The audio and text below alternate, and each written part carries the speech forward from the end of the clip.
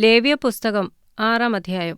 യഹോവ പിന്നെയും മോശെയോട് അരുളിച്ചെയ്തതെന്തെന്നാൽ, ആരെങ്കിലും പിഴച്ച് യഹോവയുടെ അതിക്രമം ചെയ്ത് തന്റെ പക്കൽ ഏൽപ്പിച്ച വസ്തുവിനെയോ പണയം വെച്ചതിനെയോ മോഷണകാര്യത്തെയോ സംബന്ധിച്ച് കൂട്ടുകാരനോട് ഭോഷ്കു പറക എങ്കിലും, കൂട്ടുകാരനോട് വഞ്ചന ചെയ്യുക എങ്കിലും, കാണാതെ പോയ വസ്തു കണ്ടിട്ട് അതിനെക്കുറിച്ച് ഭോഷ്കു പറഞ്ഞ് മനുഷ്യൻ പിഴയ്ക്കുന്ന ഈ വക വല്ല കാര്യത്തിലും കള്ളസത്യം ചെയ്യുക എങ്കിലും, ചെയ്തിട്ട് അവൻ പിഴച്ച് കുറ്റക്കാരനായാൽ, താൻ മോഷ്ടിച്ചതോ വഞ്ചിച്ചെടുത്തതോ തന്റെ പക്കൽ ഏൽപ്പിച്ചതോ കാണാതെ പോയിട്ട് താൻ കണ്ടതോ താൻ കള്ളസത്യം ചെയ്തെടുത്തതോ ആയതൊക്കെയും മുതലോട് 5-1 കൂട്ടി പകരം കൊടുക്കണം. അകൃത്യയാഗം കഴിക്കുന്ന നാളിൽ അവനത് ഉടമസ്ഥന് കൊടുക്കണം. അകൃത്യയാഗത്തിനായിട്ട് അവൻ നിന്റെ മതിപ്പുപോലെ ഊനമില്ലാത്ത ഒരാട്ടുകൊറ്റനെ യഹോവയ്ക്ക് അകൃത്യയാഗമായി പുരോഹിതന്റെ അടുക്കൽ കൊണ്ടുവരേണം. പുരോഹിതൻ യഹോവയുടെ സന്നിധിയിൽ അവനുവേണ്ടി പ്രായശ്ചിത്തം കഴിക്കണം. എന്നാൽ അവൻ അകൃത്യമായി ചെയ്തതൊക്കെയും അവനോട് ക്ഷമിക്കും. യഹോവ പിന്നെയും മോശെയോട് അരുളിച്ചെയ്തത്, നീ അഹരോനോടും പുത്രന്മാരോടും കൽപ്പിക്കേണ്ടതെന്തെന്നാൽ, ഹോമയാഗത്തിന്റെ പ്രമാണമാവിത്. ഹോമയാഗം രാത്രി മുഴുവനും ഉഷസ്സുവരെ യാഗപീഠത്തിന്മേലുള്ള വിറകിന്മേലിരിക്കുകയും യാഗപീഠത്തിലെ തീ അതിനാൽ കത്തിക്കൊണ്ടിരിക്കുകയും വേണം. പുരോഹിതൻ പഞ്ഞിനൂൽ കൊണ്ടുള്ള അങ്കി ധരിച്ച് പഞ്ഞിനൂൽ കൊണ്ടുള്ള കാൽച്ചട്ടയാൽ തന്റെ നഗ്നത മറച്ചുകൊണ്ട് യാഗപീഠത്തിന്മേൽ ഹോമയാഗം ദഹിച്ചുണ്ടായ വെണ്ണീർ എടുത്ത് യാഗപീഠത്തിന്റെ ഒരു വശത്തിടേണം. അവൻ വസ്ത്രം മാറി വേറെ വസ്ത്രം ധരിച്ച് പാളയത്തിനു പുറത്ത് വെടിപ്പുള്ള ഒരു സ്ഥലത്ത് വെണ്ണീർ കൊണ്ടുപോകേണം. യാഗപീഠത്തിൽ തീ കെട്ടുപോകാതെ കത്തിക്കൊണ്ടിരിക്കണം. പുരോഹിതൻ ഉഷസ്സു തോറും അതിന്മേൽ വിറക് കത്തിച്ച് ഹോമയാഗം അടുക്കിവെച്ച് അതിന്മീതെ സമാധാനയാഗങ്ങളുടെ മേദസ്സ് ദഹിപ്പിക്കണം.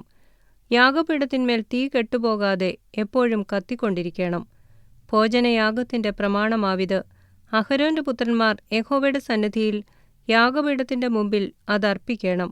ഭോജനയാഗത്തിന്റെ നേരിയ മാവിൽ നിന്നും എണ്ണയിൽ നിന്നും കൈ നിറച്ചും ഭോജനയാഗത്തിന്മേലുള്ള കുന്തിരിക്കം മുഴുവനും എടുത്ത് നിവേദ്യമായി യാഗപീഠത്തിന്മേൽ യഹോവയ്ക്ക് സൗരഭ്യവാസനയായി ദഹിപ്പിക്കണം.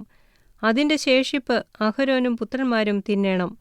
ഒരു വിശുദ്ധ സ്ഥലത്തുവെച്ച് അത് പുളിപ്പില്ലാത്തതായി തിന്നേണം. സമാഗമന കൂടാരത്തിന്റെ പ്രാകാരത്തിൽ വെച്ച് അത് തിന്നേണം. അത് പുളിച്ച മാവ് കൂട്ടി ചുടരുത്. എന്റെ ദഹനയാഗങ്ങളിൽ നിന്ന് അത് ഞാൻ അവരുടെ ഓഹരിയായി കൊടുത്തിരിക്കുന്നു. അത് പാപയാഗം പോലെയും അകൃത്യയാഗം പോലെയും അതിവിശുദ്ധം.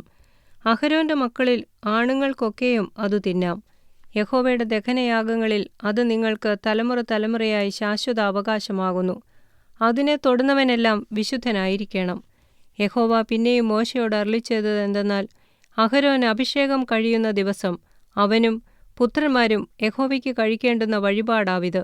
ഒരിടങ്ങഴി നേരിയ മാവിൽ പാതി രാവിലെയും പാതി വൈകുന്നേരവും നിരന്തര ഭോജനയാഗമായി അർപ്പിക്കണം. അത് എണ്ണ ചേർത്ത് ചട്ടിയിൽ ചുടേണം. അത് കുതിർത്ത് കൊണ്ടുവരേണം. ചുട്ട കഷ്ണങ്ങൾ ഭോജനയാഗമായി യഹോവയ്ക്ക് സൗരഭ്യവാസനയായി അർപ്പിക്കണം. അവന്റെ പുത്രന്മാരിൽ അവനു പകരം അഭിഷേകം പ്രാപിക്കുന്ന പുരോഹിതനും അത് അർപ്പിക്കണം. എന്നേക്കുമുള്ള ചട്ടമായി അത് മുഴുവനും യഹോവയ്ക്ക് ദഹിപ്പിക്കണം. പുരോഹിതന്റെ ഭോജനയാഗം മുഴുവനും ദഹിപ്പിക്കണം, അത് തിന്നരുത്. യഹോവ പിന്നെയും മോശെയോട് അരുളിച്ചെയ്തത്, നീ അഹരോനോടും പുത്രന്മാരോടും പറയേണ്ടതെന്തെന്നാൽ, പാപയാഗത്തിന്റെ പ്രമാണമാവിത്. ഹോമയാഗമൃഗത്തെ അറുക്കുന്ന സ്ഥലത്തുവെച്ച് പാപയാഗമൃഗത്തെയും യഹോവയുടെ സന്നിധിയിൽ അറുക്കണം. അത് അതിവിശുദ്ധം. പാപത്തിനു വേണ്ടി അത് അർപ്പിക്കുന്ന പുരോഹിതൻ അതു തിന്നേണം. സമാഗമന കൂടാരത്തിന്റെ പ്രാകാരത്തിൽ ഒരു വിശുദ്ധ സ്ഥലത്തുവെച്ച് അത് തിന്നേണം. അതിന്റെ മാംസം തൊടുന്നവൻ എല്ലാം വിശുദ്ധനായിരിക്കണം.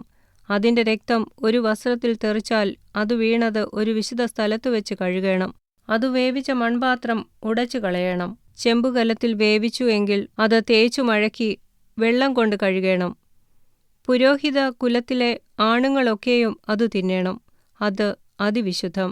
എന്നാൽ വിശുദ്ധ മന്ദിരത്തിൽ പ്രായശ്ചിത്തം കഴിപ്പാൻ സമാഗമന കൂടാരത്തിനകത്ത് രക്തം കൊണ്ടുവരുന്ന പാപയാഗത്തെ തിന്നരുത്. അത് തീയിലിട്ട് ചുട്ടുകളയണം.